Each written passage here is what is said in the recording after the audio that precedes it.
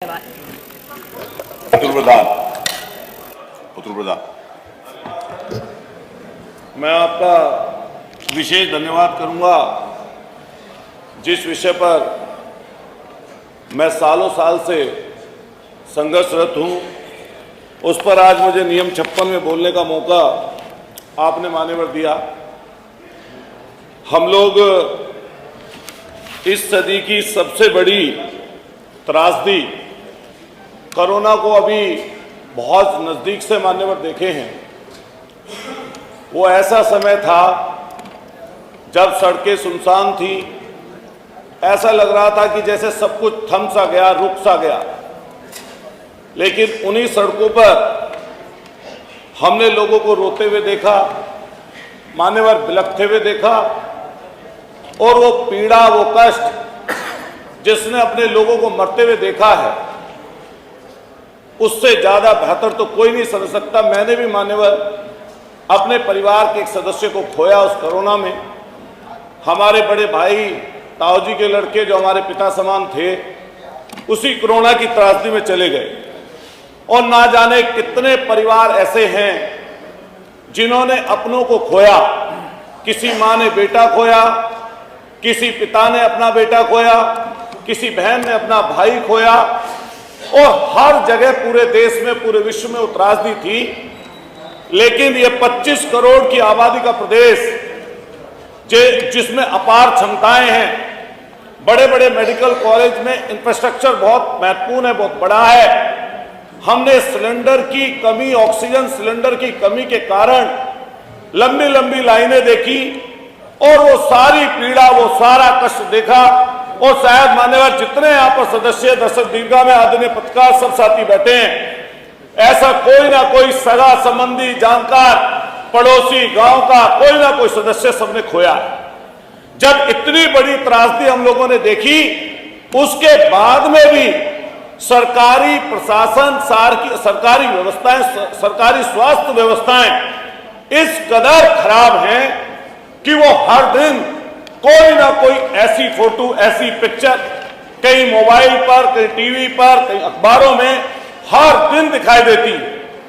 हमें जब अभी कुछ दिन पहले झांसी में नवजात 11 बच्चों की जलने के कारण मृत्यु हुई, उसमें गोरखपुर की याद हम लोगों को आई, क्योंकि गोरखपुर में भी एक बड़ी त्रासदी हुई थी कुछ साल पहले। लेकिन जब गोरखपुर के बाद आपके झांसी के मेडिकल कॉलेज में इतनी बड़ी त्रासदी हुई, और उसके बाद में जो लीपापोती उस पर हुई, वो मान्यवर बहुत अफसोसजनक है। और उसके बाद में संवेदनहीनता की वो सारी हदें पार हो गई, जब वहां पर तो लाशों में बच्चियां, जिनकी माएं थी, जिनके बच्चे थे, उनकी माएं बिलख रही थी। पूरा झांसी और पूरा प्रदेश कोराम में था। वहां पर माननीय डिप्टी चीफ मिनिस्टर साहब के लिए कली बिछाई जा रही थी, पर्दे बदले जा रहे थे, और ऐसी व्यवस्था की जा रही थी कि ना जाने किस चीज के लिए माननीय मंत्री जी आ रहे हैं। और क्या सोचा होगा जिला अस्पताल के प्रशासन ने, और क्या सोचा होगा वहां के स्थानीय प्रशासन ने, जो इस तरह की व्यवस्था करके दी।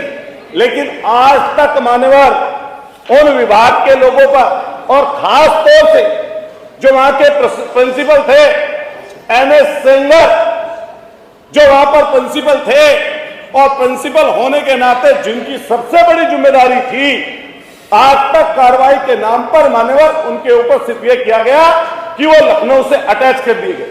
मैं आपके माध्यम से माननीय मंत्री जी से कहना चाहता हूं, उस अस्पताल में प्रिंसिपल साहब के साथ साथ ऐसे कई डॉक्टर हैं जो प्राइवेट प्रैक्टिस में ही नहीं बल्कि प्राइवेट अस्पताल वहां पर संचालित कर रहे हैं। इसलिए उनकी जितनी भी सोर्सेस हैं, जितनी उनकी विद्वानियत है, जितना उनको काम वहां अस्पताल में करना चाहिए मान्यवर, वो सरकारी सुविधा नहीं दे पा रहे।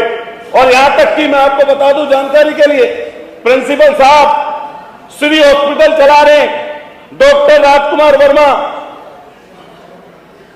आपके हॉस्पिटल चला रहे, doctor Kuldeep Chandel sunshine hospital चला रहे, डॉक्टर हमारे आशीष जी राजपूत आपके सनोज हॉस्पिटल चला रहे, डॉक्टर संगीता राठौर वहां मां वैष्णो हॉस्पिटल चला रही हैं।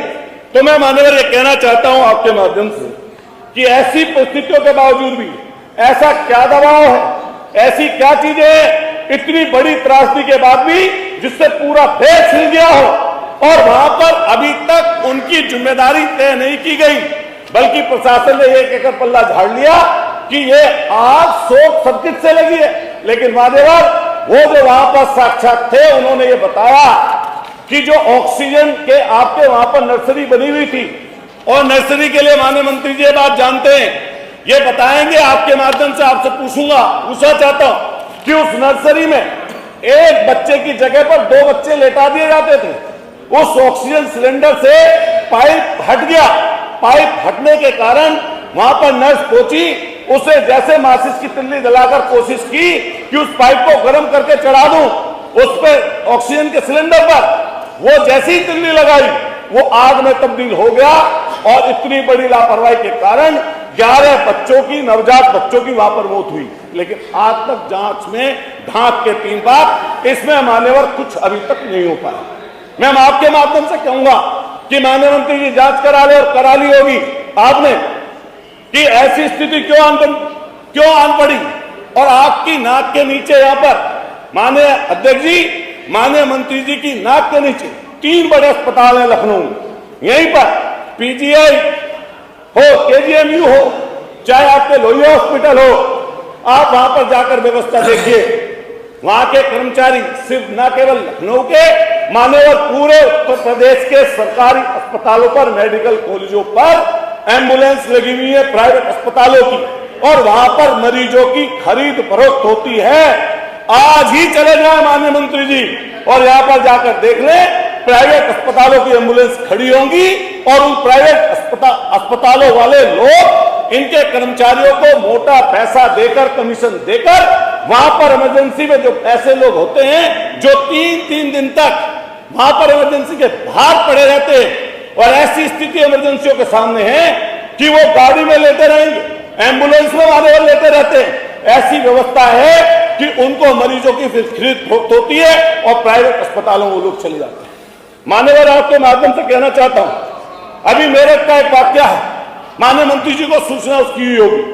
वाक्य क्या है, एक प्राइवेट हॉस्पिटल में एक बच्चा जना, एक महिला ने बच्ची हुई, बच्ची होने के बाद उसने फोन घर पर किया, उसके पति ने ये कहा कि बच्ची हुई है, मुबारकबाद, और बच्ची की जैसे मुबारकबाद दी और जैसे ही महिला लिफ्ट के अंदर गई, लिफ्ट टूट गई, और लिफ्ट टूटने के बाद में वही महिला उसी लिफ्ट में दुर्घटनावश मौत हो गई। माननीय अध्यक्ष जी, माननीय अध्यक्ष